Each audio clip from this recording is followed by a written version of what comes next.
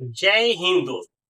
बता दूं कि बिहार बीएड में जो भी बच्चा एडमिशन लेना चाहता है उसने एग्जाम दे दिया है और इसका रिजल्ट आ गया है।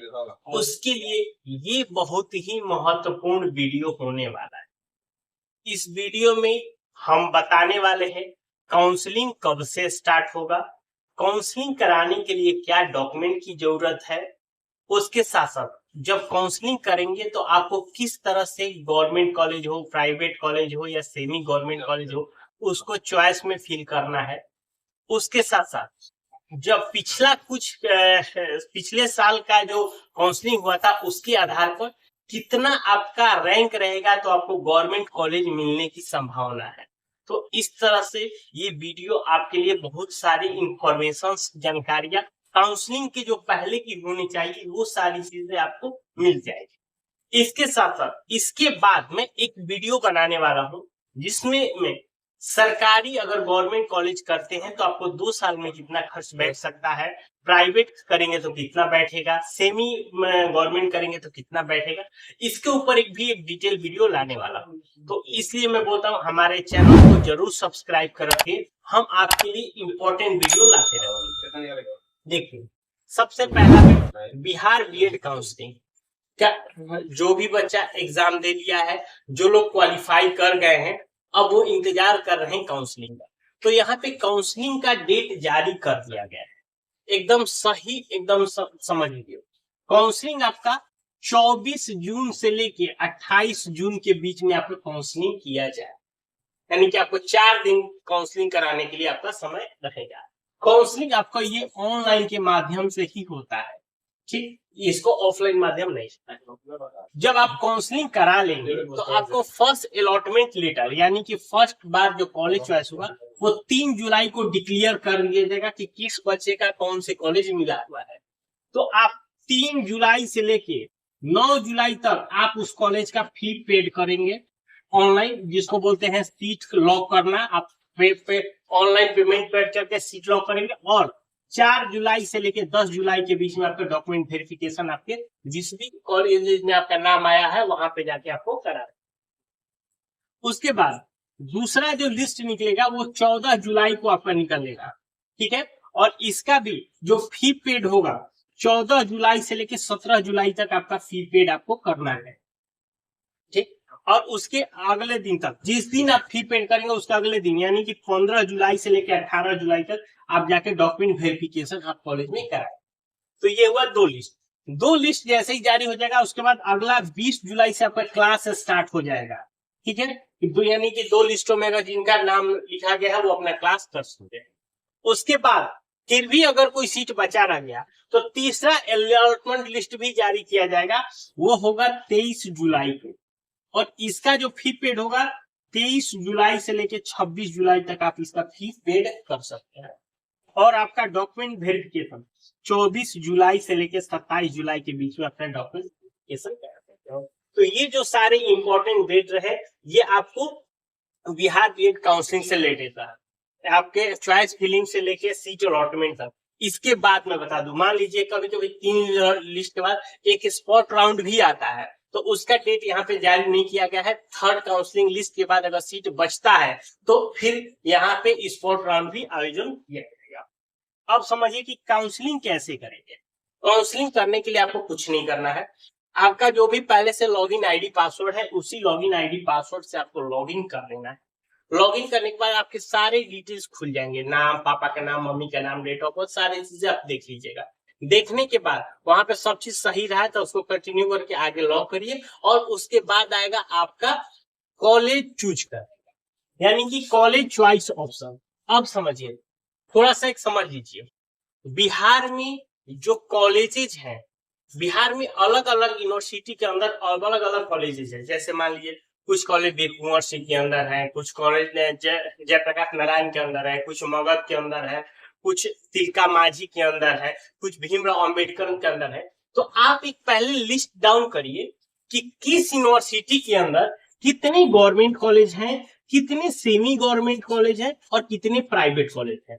ये पहले आपको मतलब काउंसलिंग कराने से पहले एक बैठकर आप इसको बाई नेट से या इसको सर्च मार के पूरा डिटेल निकालिए कि हर एक यूनिवर्सिटी के अंदर कितने इस तरह के कॉलेज है, प्राइवेट हो, गवर्नमेंट हो, सेमी गवर्नमेंट हो, वो सब, ताकि अब जब चॉइस फिलिंग करने बैठे तो आप क्या करें, पहले आपके नजदीक में जितने भी गवर्नमेंट कॉलेज है, अब ध्यान रखिए ये कोई जरूरी नहीं है कि आप, जैसे हम रोहतास जिले में है, रोहतास जिले के अंदर जैसे मेन यूनिवर्सिटी हो गया वीर कुंवर सिंह, तो ये जरूरी नहीं कि सारे जो कॉलेज है वो वीर कुंवर सिंह के अंदर रहे हैं, यहाँ पे मगध से भी रिलेटेड होगा, ठीक है, कुछ पाटलिपुत्रा से भी रिलेटेड जो भी कॉलेज होंगे वो भी अफिलिएट होंगे, तो इस तरह से ये सारे कॉलेजेस बटे हैं। तो आप पहले क्या करिए कि आपके नजदीक में जो भी पहले गवर्नमेंट कॉलेज है उसको पहले चूज करिए।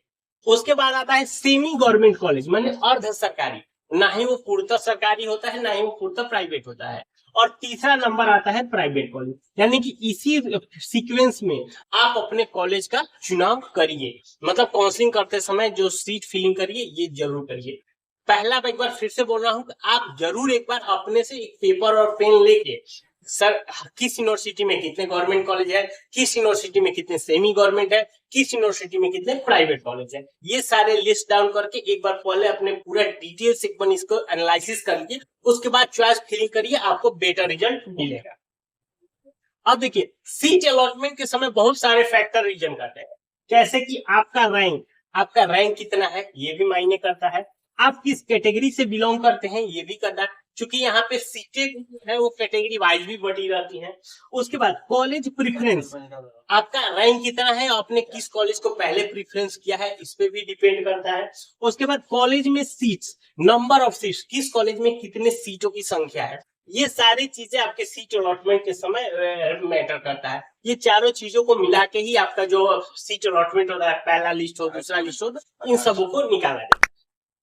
अब आता है कि 3,000 रुपए पेड कब करने होंगे। देखिए यहाँ पे ये बात आता है कि ये जैसे ही आपका सीट अलॉटमेंट में मान लीजिए फर्स्ट लिस्ट में आपका नाम आ गया, तो आपको क्या करना है कि 3 जुलाई से लेकर 9 जुलाई के बीच में ये 3,000 रुपए ऑनलाइन के माध्यम से आपको पेड करना है। अब 3,000 रुपए जब आप पेड करेंगे तो आपको कॉलेज लॉक कर दिया जाएगा। अगर आप पेमेंट पेड नहीं करते हैं तो आपका भले ही लिस्ट में नाम आए तो समझा जाएगा कि आप एडमिशन लेने के लिए इच्छुक नहीं है। तो इसीलिए एडमिशन लेने के लिए पहले आपको 3,000 रुपए का ऑनलाइन पेमेंट आपको कटाने होंगे, और इसी ऑनलाइन पेमेंट रिसिप्ट को लेके बाकी जो डॉक्यूमेंट्स है, देखिए काउंसलिंग कराते समय इतने डॉक्यूमेंट्स आपको लगने वाले हैं, ये सारे डॉक्यूमेंट लेके आपको कॉलेजेस में जाने होंगे। या तो आपको भैया ये कॉलेज लिस्ट नोट डाउन कर लीजिए, ये आपको जरूरी है ये सारे, क्योंकि गवर्नमेंट कॉलेज में जब आप डॉक्यूमेंट वेरिफिकेशन का जाते हैं इसमें से एक भी चीज मिस होगा तो आपको नहीं दिया जाएगा। सबसे पहला आपका एडमिट कार्ड हो गया, दूसरा हो गया स्कोर कार्ड, ठीक, तीसरा हो गया 10वीं का मार्कशीट, 12वीं का मार्कशीट और ग्रेजुएशन का मार्कशीट यहाँ पे होगा। अगर कोई SC ST कैटेगरी होगा या OBC होगा तो ये अपना कास्ट सर्टिफिकेट ले लेगा, कोई EWS अगर लगाया होगा तो अपना EWS सर्टिफिकेट जरूर, निवास प्रमाण पत्र लगेगा, आधार कार्ड लगेगा, फोटो देख लीजिएगा, फोटो 6 से 12 के बीच में अपना ले लीजिए, क्योंकि वहाँ पे डॉक्यूमेंट वेरिफिकेशन के समय कभी ज्यादा फोटोज लगते हैं। उसके बाद कॉलेज फिलिंग, आपका जो लेटर मिला है मतलब चॉइस फिलिंग वो ले लीजिएगा। इसके साथ साथ ध्यान रखिएगा ओरिजिनल TC ले लीजिएगा, जिसको ट्रांसफर सर्टिफिकेट बोलते हैं, वो ओरिजिनल TC, और एक कैरेक्टर, स्कूल लिविंग कैरेक्टर, आपके स्कूल से कैरेक्टर बनता है वो कैरेक्टर भी बनवा लीजिएगा। यानी कि ये सारे डॉक्यूमेंट आपको लगने वाले हैं डॉक्यूमेंट वेरिफिकेशन के समय, ठीक है, यहाँ तक क्लियर हुआ। अब देखिए अब आता है कि कितने रैंक पे आपको गवर्नमेंट कॉलेज मिलेंगे। देखिए हम पिछले साल का हम डेटा के साथ एनालाइज किए तो अनुमान किया गया कि जो जनरल कैटेगरी है वो 2600 जिसका रैंक है जनरल में उसको गवर्नमेंट कॉलेज मिला था, और BC या EWS कैटेगरी को 3800 तक कॉलेज मिला। हम कुछ टॉप कॉलेजेस हैं जिसका मैं बता दूं कि पिछला बार का क्या रैंक रहा है। Patna teacher training college 250 rank था, ये जनरल कैटेगरी का था, और 450 रैंक किया था ये EWS और BC कैटेगरी का। दूसरा जो कॉलेज है CET मुजफ्फरपुर, इसका 1500 जो कैटेगरी था वो जनरल के लिए था, और 2200 ये BC और EWS के लिए था। तीसरा CET सहरसा, इसमें 1800 रैंक जिसका जनरल था, और BC और EWS था 2500 रैंक का। वोमेन्स गवर्नमेंट कॉलेज ये पटना का है, इसमें 2600 रैंक तक गवर्नमेंट में जनरल था और 3800 तक ये आपका बीसीओ था। तो ये कुछ कॉलेजेस हैं, ये टॉप कॉलेजेस है जिसको मिला था। तो ये देखिए, ये कुछ जरूरी नहीं कि पिछला बार इस तरह गया था वो इस बार भी जा सकता है। देखिए इसमें लगभग 500 रैंक प्लस माइनस रहता है। मान लीजिए कभी यदि 3800 हुआ तो अगर यदि ज्यादा बच्चों ने एडमिशन लिया तो हो सकता है कि ये 3200 पे ही क्लोज हो सकता है, हो सकता है कि ये अपना 4200-4300 पे भी जा सकता है। तो ये एक रहता है। एक अनुमानतः ये कहा जाता है कि जिसका भी 5000 रैंक आया है ये अपना रिजल्ट में, तो उसके एक अनुमान है कि वो आपका गवर्नमेंट कॉलेज मिलने की संभावना है।